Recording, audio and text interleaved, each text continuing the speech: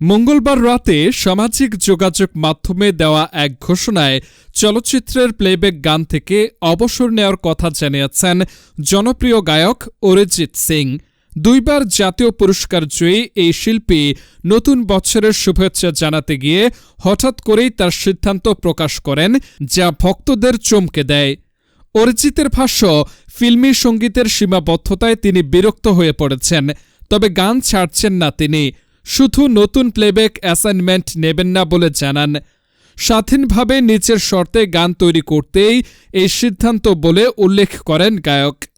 সম্প্রতি মুক্তি পাওয়া সালমান খানের অভিনীত ছবি ব্যাটল অব গাল 1 এর মাতৃভূমি গানটি ব্যাপক সাফল্য পাওয়ার রেশ কাটতে না কাটতেই এই ঘোষণা আসে। তবে অরিজিতের ঘনিষ্ঠ মহলের মতে এই সিদ্ধান্তে তারা খুব একটা অবাক নন। গায়কের একটি ব্যক্তিগত এক্স সাবেক টুইটার অ্যাকাউন্টের স্ক্রিনশট ইতোমধ্যেই সামাজিক মাধ্যমে ভাইরাল হয়েছে। সেখানে তিনি লিখেছেন, এর পেছনে একটি নয়, অনেকগুলো কারণ আছে। আমি আসলে খুব দ্রুত কোনো বিষয়ে বিরক্ত বা একঘেয়েমি বোধ করি।